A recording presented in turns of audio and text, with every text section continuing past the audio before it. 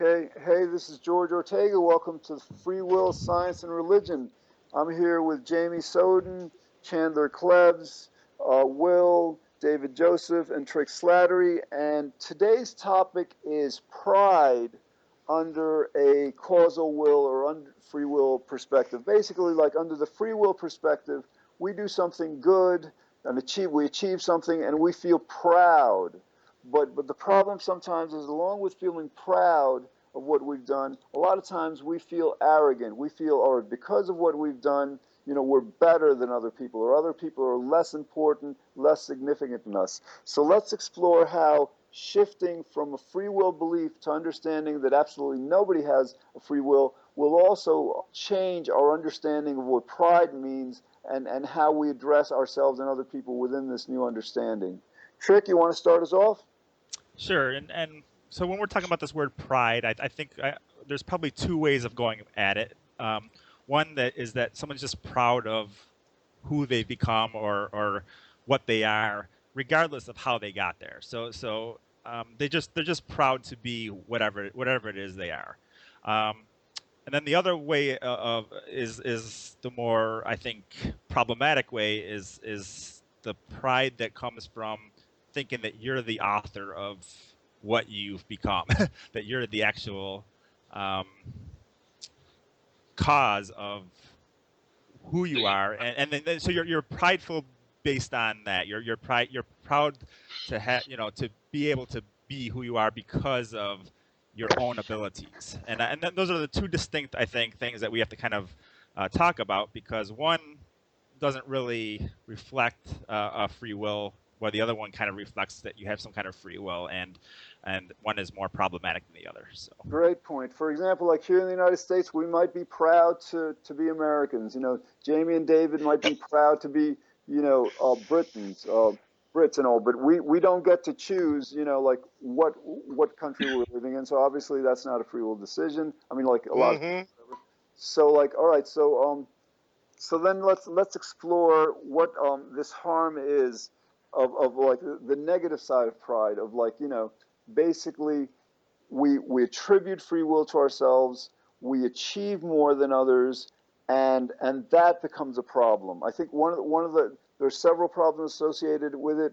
One is becomes the problem of entitlement, that we say to ourselves, because we've achieved more than others, we're entitled to more than others. How would we address that? yeah, well, I think, Hmm. obviously, I don't believe in entitlement, to tell you the truth. But this is a hard thing for people to swallow. So it's something that we have Yeah. to be very very careful on, that, because you say, oh, you're not entitled to something that you worked hard for, and people just, their mind blows up, basically. Yeah. It's a really tough line that we have to kind of play to here, because in one aspect they're not really entitled to whatever it is, because they just had the, what I call, causal luck. They had the luck of having the causality that they happen to have to get to that, even though that drove them to do whatever they did to get to what, get to whatever whatever status they think they're entitled to. So it's kind of a tricky line to play there.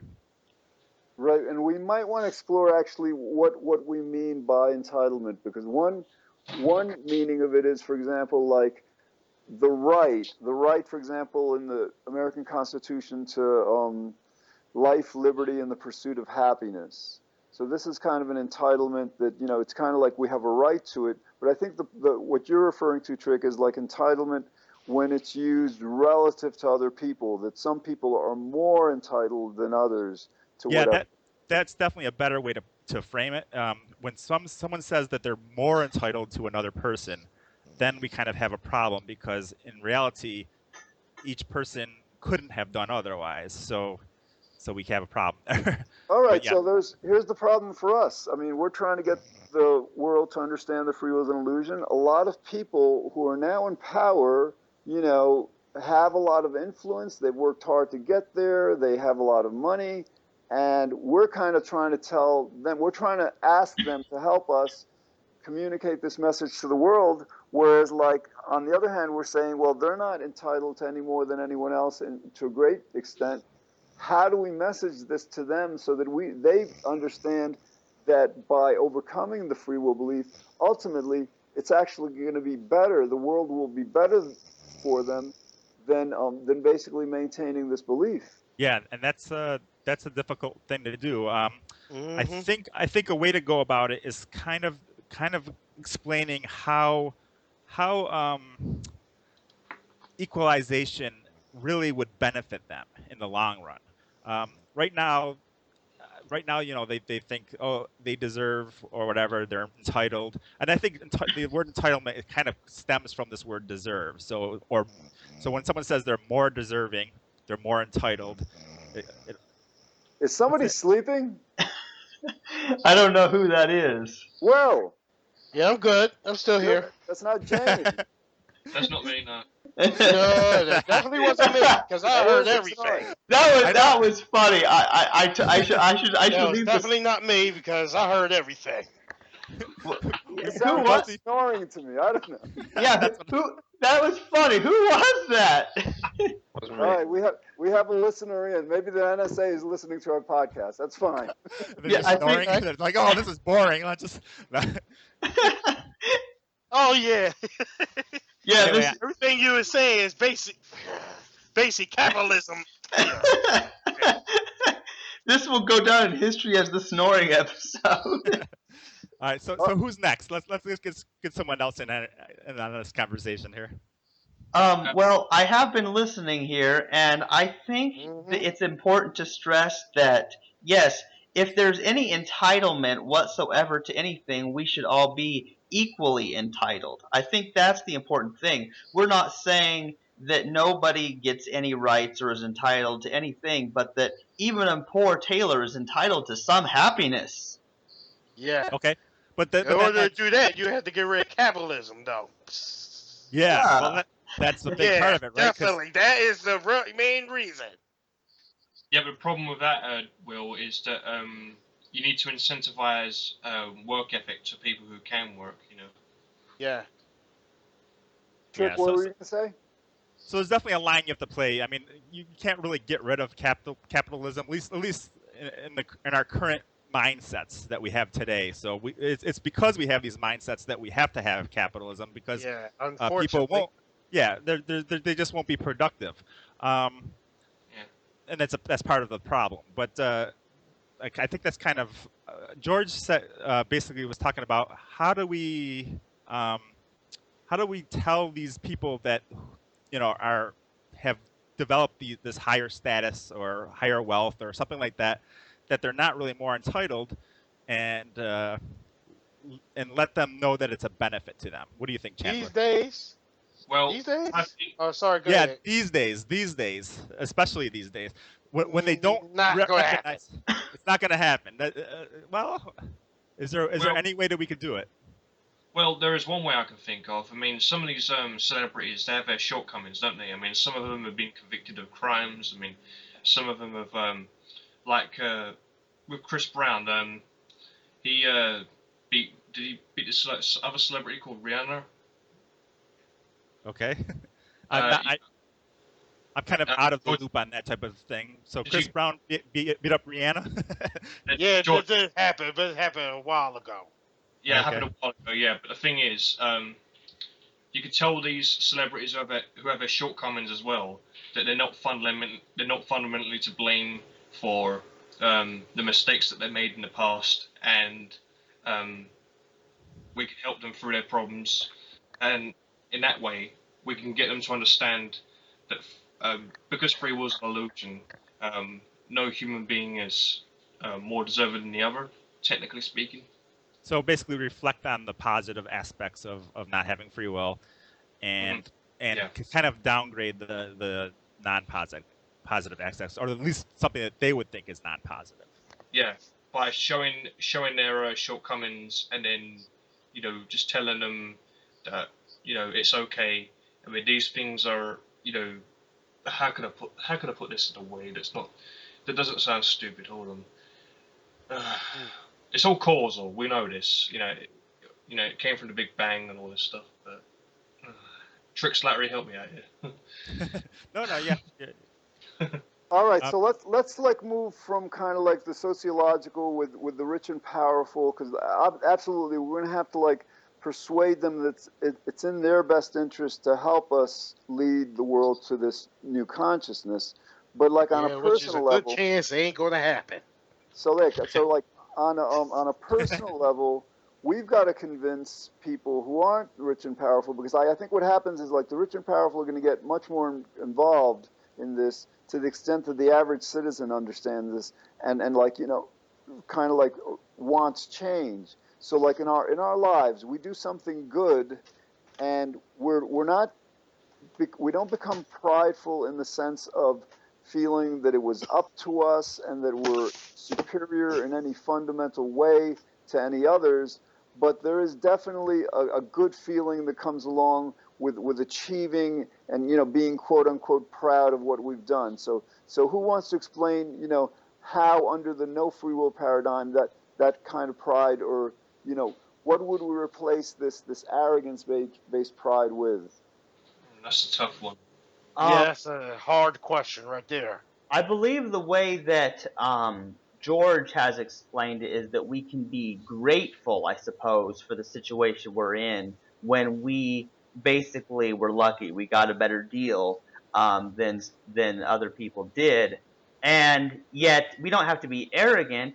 And instead, I think that we can still just be glad. Hey, I'm lucky, I'm blessed, whatever, and I can help somebody else. And I think that there's a good feeling in that. All right, Mhm. that makes sense. right. Well, Oh, go ahead. No, go we ahead, can Trick. we can make an example of how some people are not able to do certain things that other people can do. Like, for example, some people are disabled. Like, some people have severe learning difficulties, and they're not able to Hmm. achieve the same things that physicists can. Physicists were gifted in a way that they had the intelligence and the material wealth and the resources necessary to, climb up the ranks in society, as they have done already. Yes. Trick, what was your point? I'm just basically saying, yeah. So it all comes down to the way people think about being proudful, or so they really want to have kind of like what's called causal pride. They want to understand that they're proud. The position they're in currently is through causality, and they want to say that they're proud and perhaps project that onto others and help them achieve the same status. Oh, I think that would just be a better way to go about it, is if they kind of thought of it that way instead of placing themselves above other people. absolutely. All right, now like Hmm. basically we have certain phrases, idioms in the English language that kind of like help us understand that on a certain level people know already that we don't have free will. For example, if we see somebody doing something wrong, sometimes we'll say, don't judge a person until you've walked a mile in their shoes. In other words, like there are certain circumstances in that person's life that caused them to do the wrong that weren't in our life. Or we might say that there, but for the grace of God go I. About, let's say, a very poor person, so that we're not looking down on them. We're just saying we're very grateful that we've been given, gifts of not being in poverty. And Jamie, when you just basically brought up another one. In other words, like you said that like yeah, a physicist, has the gift of a strong intellect, and the fact that we're gifted, like there's gifted and talented programs for very intelligent kids.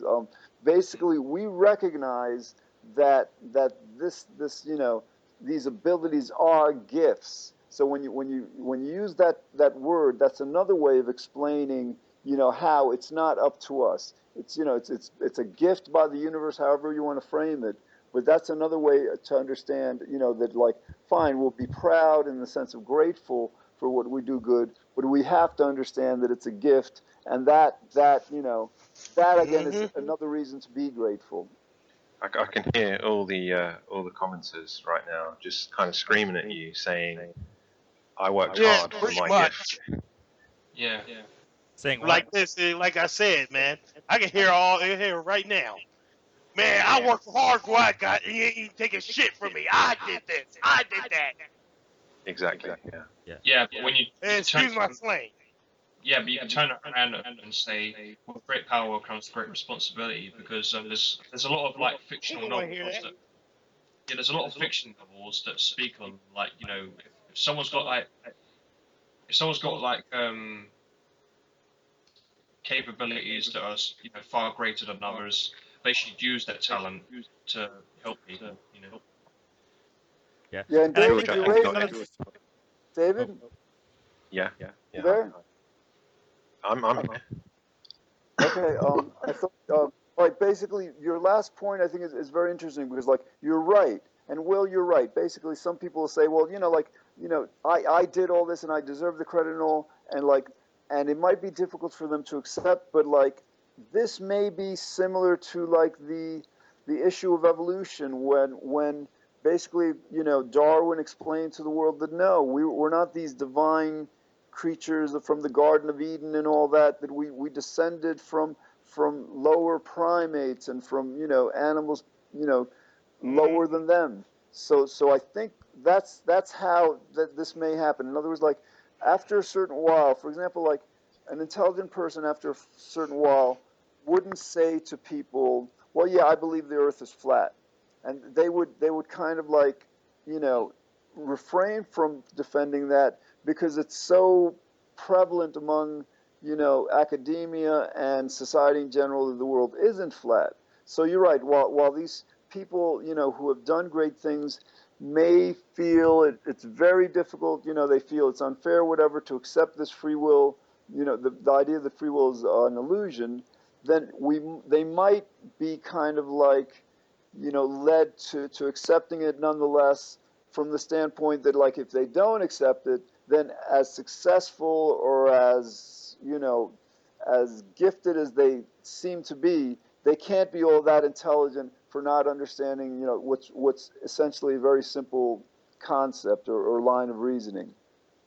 I think it's pretty safe to say that a whole lot of pride is due to misinformation as well. For example, national pride. A lot of people have kind of misinformation about their country and how it's so much better than all these other countries, and they develop this sense that's kind of based on this causal information that they get from their family or friends or whatever, and it just stems to them thinking that they've where they're at is better than where other people are at when necessarily not it's not necessarily the case. It could be actually that they're fourth or 10th in the world basically in a lot of things, but yet they think they're number one. So Yeah, I just think that shows I can a think of many reasons smallness. why we ain't number one. But all right. Yeah, I was just saying, like, that just shows a smallness of their world, that they don't have a big world picture, realizing that there's other people in the world that they also think their country is the greatest country in the world. And so I think the more educated you become, the less nationalistic you become. right. So the same thing with being uneducated about free will as well. So if you think you have free will, so it all kind of stems from misinformation. So there's the free will thing, and then there's the people telling them that they're the best, and all this other stuff that just kind of leads to this pride that's not the kind that you really want to develop, I think. Okay, so guys, so let's say tomorrow, by some miracle, everybody, gets that nobody has a free will. We're no longer, saying that we're fundamentally better or worse than others. We're not comparing ourselves in that way, but we have a society. For example, like to become a doctor, I think you have to go through 12 years of post-high school education, like internship, med school, you got to pass the boards. A lot of work. So like, 4 years of college and 8 years of med school. right. Yeah, So that's right. so Yeah. so the idea is like, some people would claim, fine, nobody has a free will, but in terms of like allocating society's resources, in terms of motivating people to actually spend these 12 years, you know, how are we going to like apply this? Fine, we're not proud in the sense of arrogant for becoming a doctor and all, but like how do we motivate people to want to become doctors, you know, under this no free will paradigm? Well, I, you know something about that. I really feel like it's not so much that you have to motivate people to become doctors, because the people who really care and who really want to, who have a desire to help people, and they think that becoming a doctor is the way to do that, well, perhaps they're already motivated, and so it's still good to allocate tools Mm-hmm. to enable them to do so. But we don't need to provide any extra incentive for becoming a doctor, because I think enough people have enough desire for that already.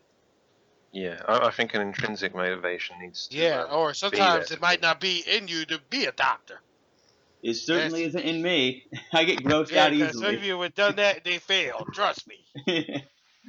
And it's not in Say me either. anything, 'Cause I'm a bit yeah. squeamish, especially when it comes to vomit, man. yeah, but we also have to understand that becoming a doctor, you need resources for. So obviously it takes money um, to develop the skills to become a doctor and all that stuff. So once we have One things to more equal in 100 the to world. 2K. Yeah, right. Well, exactly. So once we have things more equal in the world, we can balance, we can better balance out and give a lot more people the resources that they don't have currently, because we don't have the um, the large inequalities that we currently have. So if we had this new world that George is talking about, people wouldn't have um, the extreme side of the wealth. They would equalize out, which would give a lot more people the resources to be able to do these other things. So that's another benefit. All right. Yes, we all want to see that kind of world. Right. Well, Right. Chandler, so you raised the point that, like, yes, that basically people would want to become doctors not because of any greater gift or greater salary or compensation than anyone else, but because their intrinsic desire to be a doctor, to do good.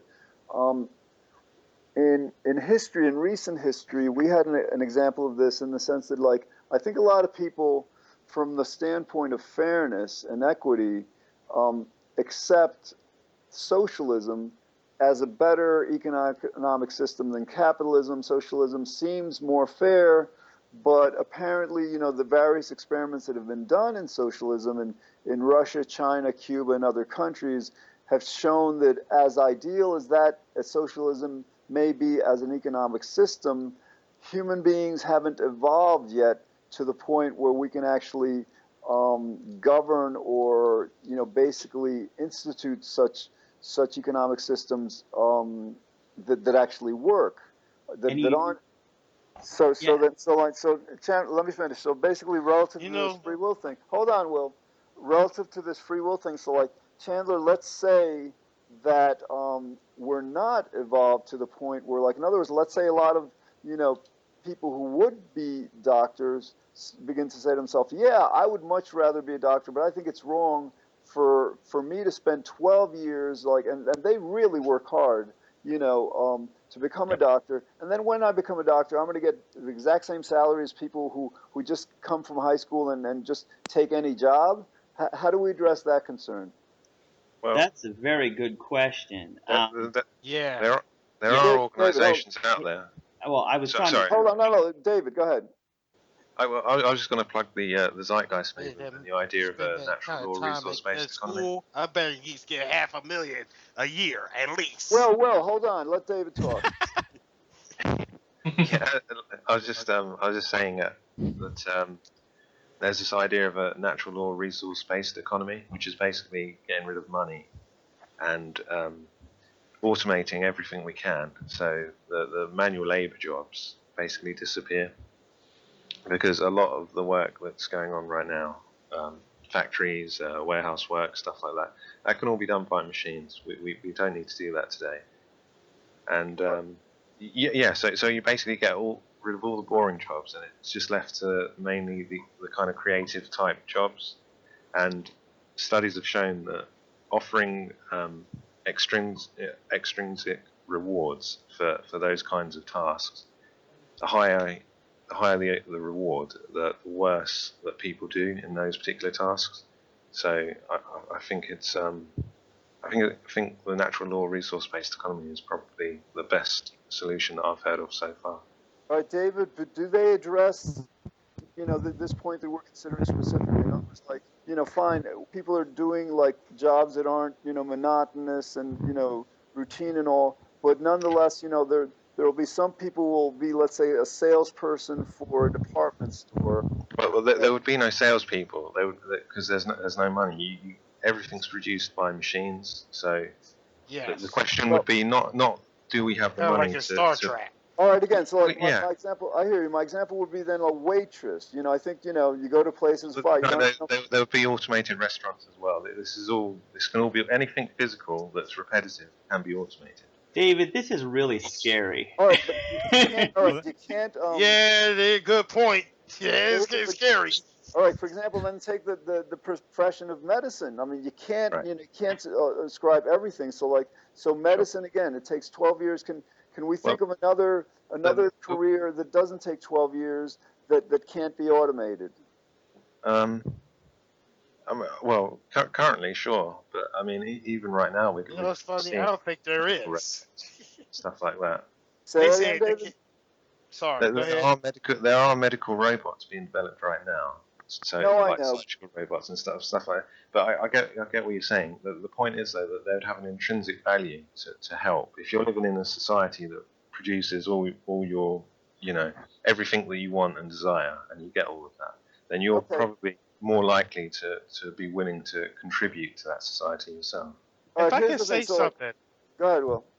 Can you manufacture these jobs? Because they're gonna need somebody to repair these machines. That's a perfect example, right? All right, so like Chandler address it like there's a computer repair people, machine repair people that maybe you only have to like go to 3-4 years of school to become that, and maybe it's less demanding than being a doctor. So how do you weigh that? So one person like how would you decide how to compensate so that people might not say to themselves, well, like becoming a doctor, 12 years and all, it doesn't pay that well or relative to other. What would be your answer to that problem, this issue?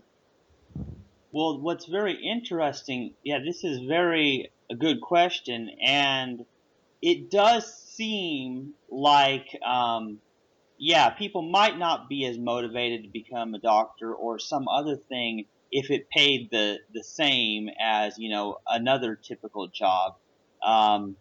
So I mean, obviously, there's going to be people who would still do it, and yet there is a certain stress involved in it, and so it would seem that we would need to compensate them in some way, something to relieve all their stress of dealing with life and death situations. You know what I'm saying? Exactly. All right. So we have about a minute and a half left. So let me end it this way.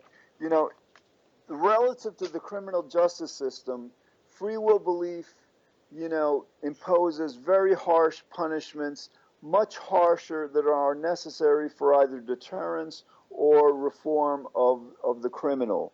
So like we can apply the same principle to the economics. In other words, like, no longer are exorbitant, very, very big salaries necessary to attract the best talent to medicine and business and all. Basically, we can just like, we can make the disparity between those at the top and those who are just like in the middle or at the bottom much less by just like providing the monetary incentives just as much as is necessary to motivate people that may not be completely intrinsically motivated to go into these careers that are much more demanding, take much more education, and are much harder. All right, guys, this has been great. So basically, we've been exploring how pride and accountability for what we do changes from a free will belief perspective to the understanding of no free will, and how like we go from feeling